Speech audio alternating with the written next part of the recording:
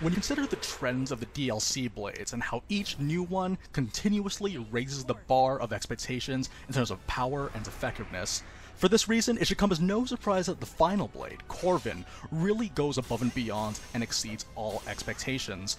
Corvin borrows the Katana moveset, which I've considered the best all-around class in the core game, and Corvin embodies the best qualities of that class. His evasion exceeds the likes of Shulk and Brighid, while his damage output surpasses the likes of Mithra and Herald. It's for these reasons it's not hard to see why Corvin is the golden standard for all new blades. Hey, I don't mean to brag or anything, but I really am that good. Catch you later. Ladies and gentlemen, welcome back to the Xenoblade Chronicles 2 Blade Showcase, and today we're going to be looking at Corvin. Corvin, probably my favorite blade right now for so many different reasons. Like I said, he embodies the best characteristics of the Chrome Katanas in that he has great evasion, the ability to essentially take the driver out of the game whenever they have damage coming their way, and a very sizable amount of damage. This damage that he does is very reliable since he has an AoE in the form of his level 2 special, meaning that he can basically take all the aggro of large groups of enemies, and when they're all focused on him, he can just tank away, keeping the rest of your team completely safe. He's a very, very good option, and he does come with a light element, so he synergizes quite nicely with the likes of Shulk and Mithra. So, the thing about Corvin, the reason why I like him so much, is his design. Many of the themes surrounding this character were very well thought out, and a lot of effort was put in these kinds of things. And not to mention that his design kind of harkens towards sort of the protagonist of a popular fantasy anime series, but even just his moves, his specials, how they're all based on different Latin terms, and his two swords, which are a reference to the French epic poem The Song of Roland. He wields the sword Durandal and Hauteclair. Hauteclair belonged to the Charlemagne paladin by the name of Olivier, and Durandal was the weapon of the title character Roland himself. All these really amazing things coming together, and he just is a really fun character to use by virtue of his passives and how he uses them. So the thing about Corvin you'll notice is that he's a tank. He's a tank in much in the same way that Fiora is a healer. He does fulfill that role, but more often than not, he's just going to be doing loads of damage, and he can do that so effectively. He's at S+ trust right now, which is why his auto attack is the number that it is, and even with the Tachyon chip, he still has a sizable block rate of 38%, which you might not be seeing that much since he has so much evasion as it is, and a high critical rate of 41%. Not to mention that he has a very high agility mod for a non-common blade. He has 20% agility, whereas characters like Brighid or Mikhail will give you 15%, and since his playstyle revolves around dodging things, Morag is the perfect fit for him. Now, before we go into more things, I just want to show the blade arts. The blade arts are very, very good to have. Recharge boost, maybe not super useful, considering that he does recharge arts pretty quickly on his own with his own passive, but it is just nice to have that added assurance to ensure that you can create more invincibility for the driver. Accuracy up is very good because if you're hitting things, especially at harder difficulties such as Bringer of Chaos, then you're going to have no trouble maintaining the aggro on the driver. And then finally, debuff cancel is just an amazing passive overall. I'm so happy that the developers were thoughtful enough to give us this. It allows you to completely scrub things like Stench, Seal, Heal Prevention, or Doom from the driver that is equipping Corvin. Corvin has your back, so just feel free to rely on him as best as you can. The other thing about Corvin is that he has his own moveset technically. He does borrow off the Chrome Katana, but he does have his own class called the Uchi Katana, and that is just going to be just a slightly different. You will have to invest a little bit more in your weapon arts, but for the most part though, I do want to place emphasis on New Moon. Very, very good, especially for Morag, who has so many frames of invincibility during this, and Sirius. Sirius is going to increase the damage that you do just for doing your job as a tank. You better have this one. And if you want, you can switch out Light Splitter for the Binary Star. I would prefer a Light Splitter since it's the Smash, and then the Smash will be really, really helpful if you're trying to do driver combos, but really that all just falls to you.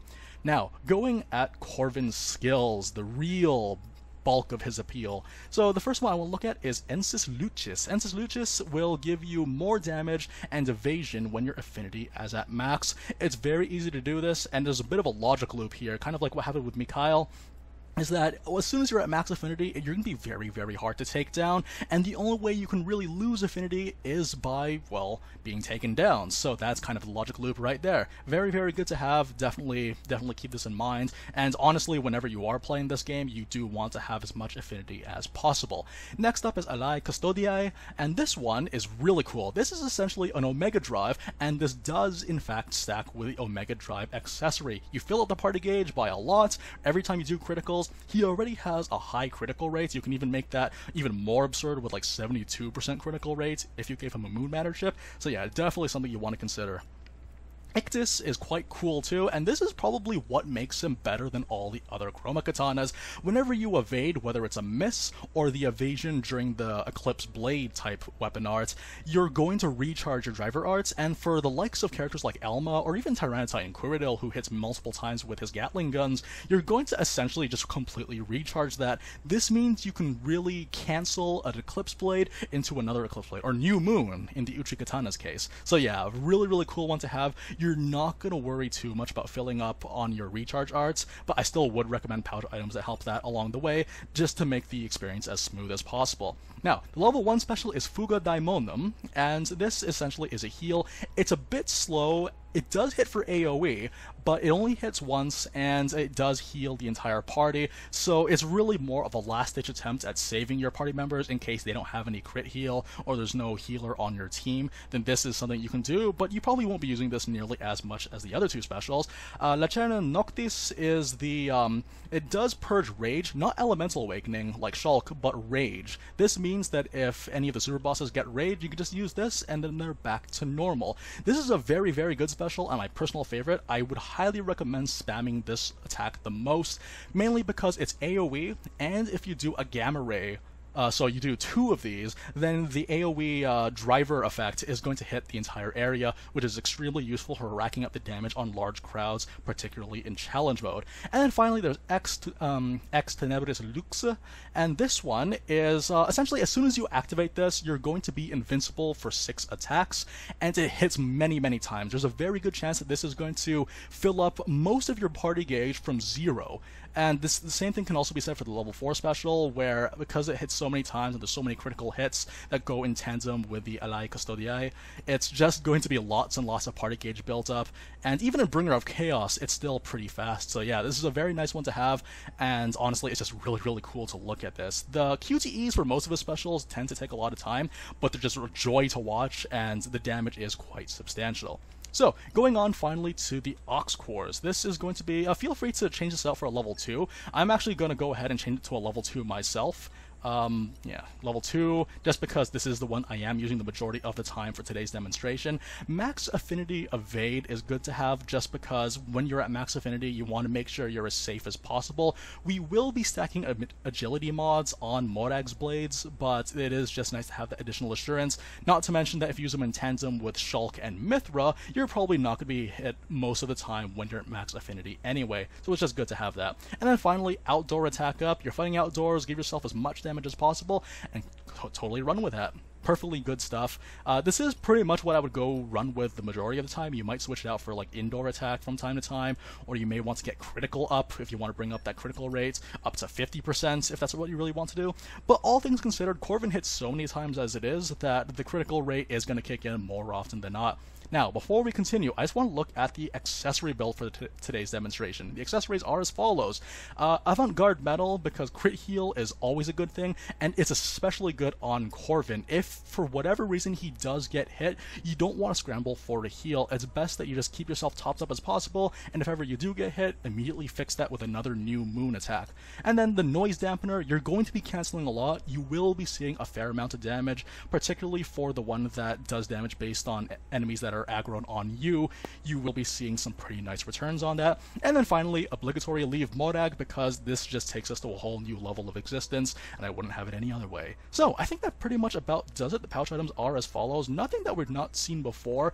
We can de-emphasize having more recharge art, so I gave him Astrology Made Simple to make sure that his specials did more damage. Otherwise, though, yeah, feel free to experiment with that one too. Until then, though, I think that pretty much does it. So what we're going to do is we're going to cut the video, and we'll take you guys to the demonstration in a challenge that I'm pretty sure you guys are familiar with, assuming you've played this update. Alrighty, feel free to crank up the volume, because we're going to hear that sweet, sweet Xenoblade Chronicles X battle music.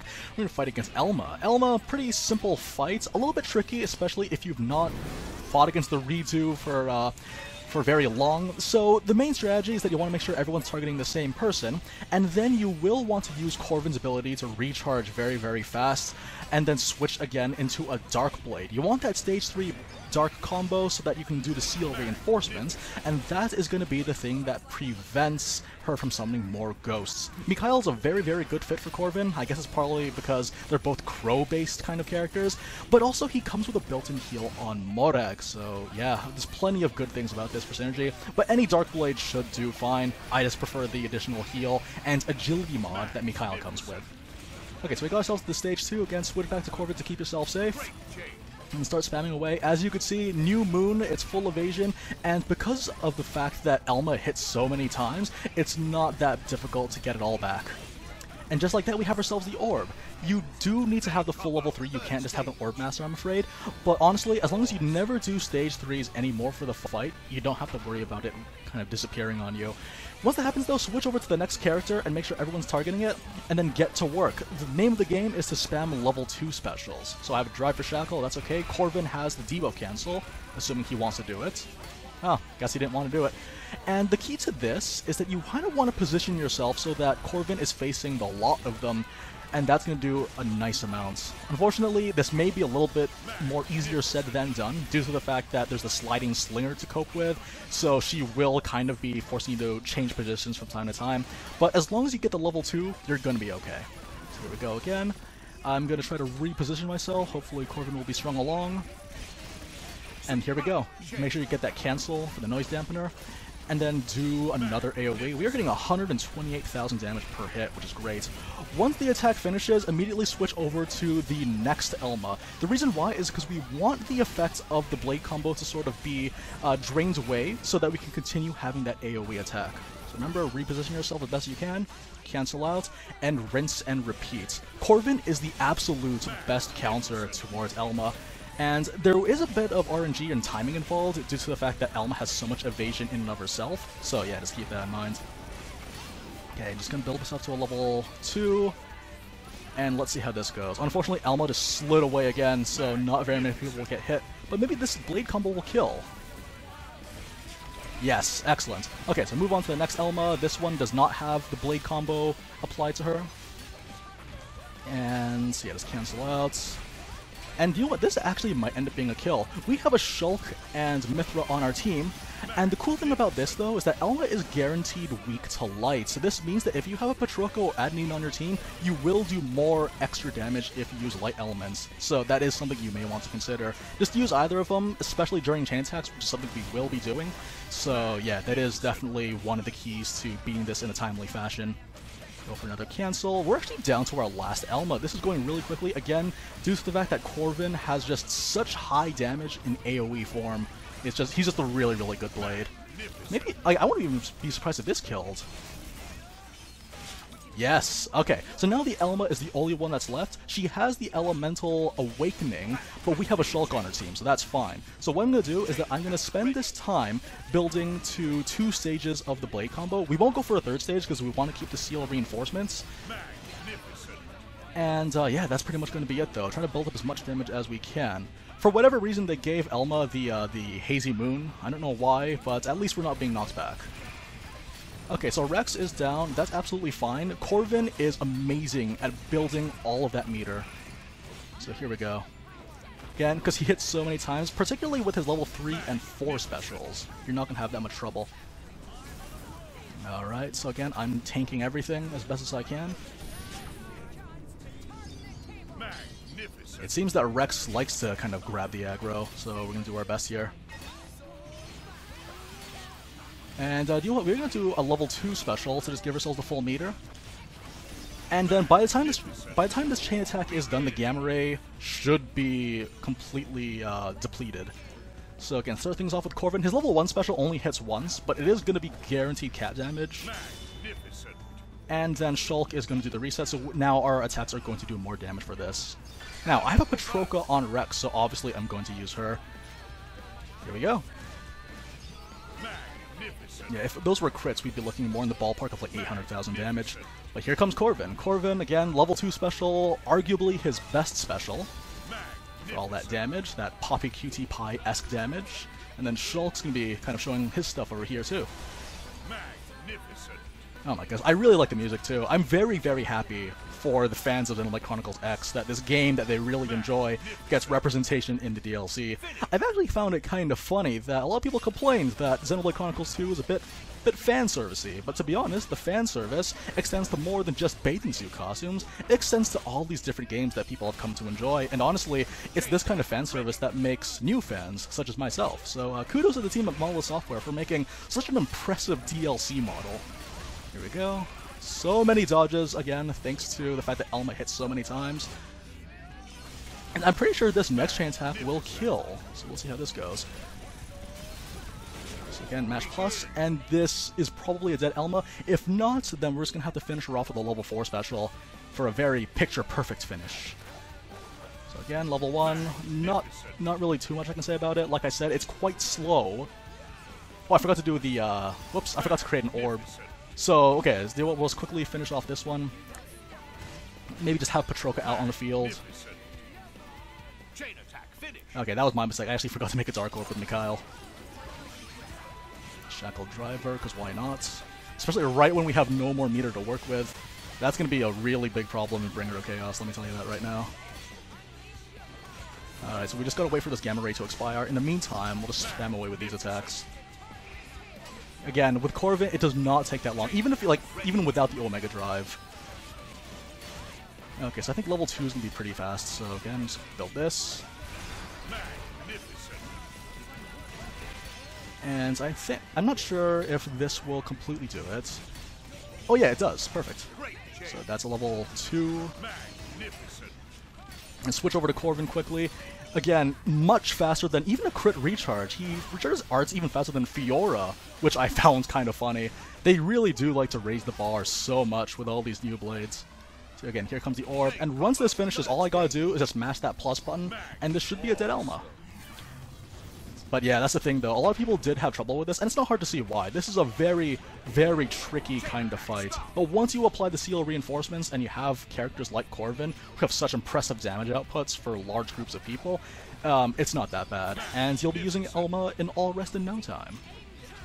So there's no Elemental Awakening for us to purge, so we're just straight up 9,000 cap damage. Oh yeah, also because we had Patroka out already as it is. Oh, that's so much damage. And then yeah, Corvin's definitely finishing this off. There's no way she's surviving this next one. So spread your wings and fly, that boy.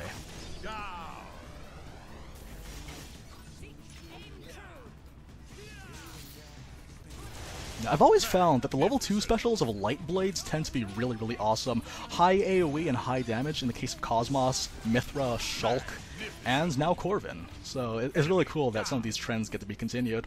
But that pretty much about does it though. As far as using Corvin goes, you really can't go wrong. Just have him out on the field and you're going to succeed very, very nicely.